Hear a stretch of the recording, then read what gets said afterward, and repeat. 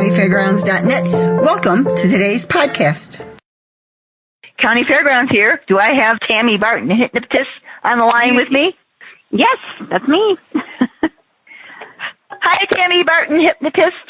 So tell me a little bit about yourself. All right, where shall we start? I come from a family of hypnotists. My mother does the medical side. My father does medical as well as stage hypnosis, myself, and then my sister. So we are the only known family of hypnotists in the world. I am a mom of 3 beautiful children and a wife of almost married 21 years. Okay, so when did you start doing shows and events and on stage? You know what? It's going to age me right here. 1993 was my first stage show. All right. Have you ever done anything else? I did. I graduated from college before I graduated from high school at 18. And when I graduated with my associate's degree, I immediately went into management. I ran a hotel. And then from there, I was a photographer. I ran 5 photography studios for about a year and a half. Well, actually, longer than that. I was a photographer for 5 years full time, but I was such a great boss at what I did. The owner of the company would allow me to go work during the summer and do stage hypnosis during the summer, and I was able to do both at the same time. And then as soon as I had my first son, which was over 19 years ago, I quit that job and became a full-time hypnotist. You work on a stage. That must have been kind of scary. How did that happen? Well, my mom was very big on self-confidence building. So growing up, I always had dance classes, tap, jazz, and ballet. We're busy 4 days a week. And then I was an artistic roller skater, believe it or not, as a teenager. And then my mom put me into beauty pageants so that I would have some stage confidence. So I was never the shy one in the class because my mom always made sure that I was out there. And growing up with my dad doing hypnosis and being on stage, he's also a square dance caller, I was always kind of out there. You know, everybody knew who I was, and so that part didn't really bother me. I've always been the outgoing one. So tell me, what was your first performance and where was it? Do you remember? So I do, actually. It was in the middle of the night. It was a graduation party. It started at 3 o'clock in the morning, and it was in a bowling alley in Seattle, Washington. Okay. That's different. It is. Yeah, they do these graduation parties, which I've been doing this season. So the kids aren't out drinking. They graduate, and then they all get back together like 10 o'clock. And then they bus them to different locations. So this school just happened to get to go to this certain bowling alley, and that was my first gig. So you do county fairs now. How did that happen? Well, believe it or not, my father got so popular and so busy, I started picking up my dad's overflow. So he would have a fair, and they would call me, Julie, we really, really want you at our fair. And he'd be like, you know what, I am already booked, but my daughter does this as well. And so that's where I got into the fair business. My very first fair was in Skagit County, the Skagit County Fair in Washington State. So that was a long time ago, too. Does your father still perform? He does, yeah. Mr. Jerry Harris, he has been doing it quite a bit longer than I have. It's all of our passion. I don't think my father will ever retire. Just an amazing, amazing man. So, yeah. So how long of a performance is your performance usually? So generally we're anywhere from 45 minutes to an hour. It kind of just depends on what the fair, I know especially fairs in general, they keep their stages pretty busy. So we like to have an hour. That would be ideal for us, but we can always do it in 45 minutes. And I would imagine because you're a hypnotist, you don't need too much. So you just do this on the stage. You don't do it as a grounds act or anything. Right. No, I'm strictly a stage performer. And we really don't. We come in pretty easy. Most hypnotists come with their own microphones and their own receivers and things like that. So we need 2 channels up on stage and 10 to 12 chairs. That's pretty much our show that has to be provided for us when we get there. Okay, so I have to ask this question now. Sure. Worst experience? Those aren't the fun ones. Mm-hmm. Yep. So it wasn't the worst experience, but I did get to an event, And it was inside a rodeo arena, which was a great. You know, my son rodeos. We love that stuff. I'm wearing stiletto heels. You know, I'm always very professional and very glitzy and glamoury when I'm working. So I'm walking through the cow muck to get to the plywood in the middle of the stage, in the middle of the arena. And we get there, and we have people jumping over the little chutes to get to their chairs because there's no other way for them to get in there. But other than that, it was a great show. It was just getting people down to the dirt and getting myself out there as well without tripping and falling and being covered in cow pies. Your biggest and best show? My biggest and best show. Got to open up for Gary Allen, country western songwriter, singer. That was one of my most exciting opportunities. I'm a huge country western fan, and getting to open up for him, there was probably, 30,000 people out at that event. So that was probably my biggest show, getting to open up for Gary. But I'll be honest with you, every show is special. You never know what's going to happen. So it's always, you got that little pit in your stomach on, okay, what are we going to do today? And how much fun are we all going to have? And they always, every one of them's got something to remember. So how many shows a year do you generally do? Well, before COVID, a lot. Generally, I average about 200 shows a year. Now, granted, some of those are 2 or 3 shows in a day. Yeah, I've the last 7 years, I've been doing a lot of theme park work. So my summers are filled in theme parks, and then my fall is actually filled with fairs. So I'll be in Idaho and Texas and Georgia, and where all the fall fairs are located. And I'll generally work until about the beginning of November. So I start nonstop before COVID, end of May, and run until the first week of November. Okay, I'm curious. What is it like to go to one of your shows? How did you start? And can you give me a little bit about what goes on? Sure. So my show is all volunteer oriented. So we play some really, fun music. We get the crowd excited, get them in there, pack the house, and then we ask for volunteers. But before I do that, in a fun way, I like to explain how hypnosis works and why hypnosis works so that people aren't afraid of it. A lot of people have seen hypnosis in the movies or on TV or read the tabloids. Hypnotists can make people go out and do wild and crazy things. Well, unfortunately, it's just not true. I can't make anybody do anything they don't want to do or make anybody do anything against their moral or ethical beliefs. So it doesn't mean we can't have fun, though, because we definitely have a lot of fun. But once we get our volunteers up there, I kind of explain that they're not going to do anything horrible. I'd never ask them to do anything I don't want done to me. So in my show in particular, I'm very family-oriented. I grew up in 4-H and FFA. I keep my show very family-friendly. So I always tell everybody, hey, there's not going to be anybody barking like a dog on my stage, no cackling like a chicken. I'm not going to have anybody taking their clothes off and whipping them in the air. It's just not going to happen. So that way everybody's kind of put their minds at ease. They know that, okay, we're safe. We're going to have a good time. I'm not going to do anything totally embarrassing, which it makes for a great start of the show. So how old are your kids and what do they think of this?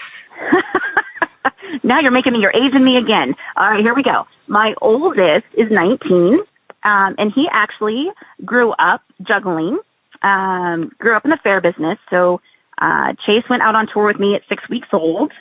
At 5, he learned how to juggle at the Northwest Washington Fair in Linden and behind the stage. And by 8, he would come up and do a little opener for me, like 3 or 4 minutes, pump the audience up, do some juggling. It was very sweet. By the time he hit 15, he was doing his own show. So he would, whatever fairs I was at, if they're looking for strolling entertainment or kid entertainers, Chase had the opportunity to work as well as in the theme parks. So he loves it. But now that he's graduated and moving out on his own, he's trying to follow the rodeo circuit and become a bronc rider and following in his daddy's footsteps and doing some construction work because he loves that kind of stuff. And then my 13-year-old, amazing, my little Blake, he is special needs. He has some learning disabilities, but man, he is helpful and he loves being on the road. I am a mom always first, and I would say during the summers when my kids aren't in school, they are on tour with me. The fairs don't necessarily know that my kids are there. I always have a nanny or somebody else with us as well, but they've been all on the road their entire lives. So Blake is my little merchandise seller, man. He gets out there and he'll sell. And my youngest is 9, and he's very shy and very quiet and wants nothing to do with the entertainment business. Oh, well, maybe things will change. So yeah. What does your father think of all of this? I think my dad is really proud. I do hypnosis full time. My sister does hypnosis as well. She's a full-time mom, though. She prefers to be home with her kiddos. So she'll do, if a fair is looking for an entertainer that's close to home, she'll work. Does a lot of graduation parties. So, his daughter's followed in his footsteps, and I think that makes him pretty proud. And we all have a pretty good reputation, so I think that makes him happy, too. Again, like I said, we're really known for a family, fun, friendly show, and we've really stuck to our guns on that. I think that just makes him happy. During the holidays when we all get home and we're sitting at Thanksgiving dinner or Christmas dinner, all my dad and I and my sister talk about is hypnosis, and my mom just sits there and rolls her eyes. She's like, "Can we talk about something else, please?" So how long? I'm curious how long it took you to become a hypnotist. How long does it take? So long story short on that, I grew up in hypnosis. So believe it or not, my mother is the one that started in the business. And I have a special needs sister. And my mom got into hypnosis to help my special needs sister because they said that she would never read or write. She would never be potty trained. And my mom is a firm believer in God and asked God to say, hey, can you throw me some ideas on how I can help my youngest daughter? And hypnosis kind of fell in her lap through a nursing class that she was taking. With that, she started using sleep hypnosis with my baby sister. And within 7 days, Angelina was potty trained. And the doctor said that would never happen. Never. And, wow. It gives me goosebumps even thinking about it. With hypnosis, my sister's life is completely different than they said it would ever be. And then my mom started using hypnosis on me. We found out in 5th grade that I was dyslexic.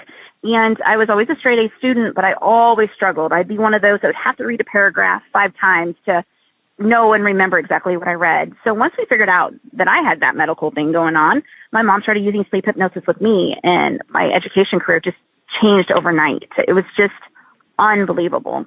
And so with my mom using hypnosis on me and me watching my mom do it on my sister, and then my father becoming a hypnotist as well, I grew up in it. So I knew what they were doing. I knew how to do it. And my dad finished off teaching me all the clinical stuff that I needed to know. And then I started doing my own shows. So it's kind of hard for me to say how long it took me to become a hypnotist because I lived around it my whole life. But if you want to go to school to become a hypnotist, which I strongly recommend anybody who wants to go into this field, there's an institute out of LA, the Hypnosis Guild. They're amazing.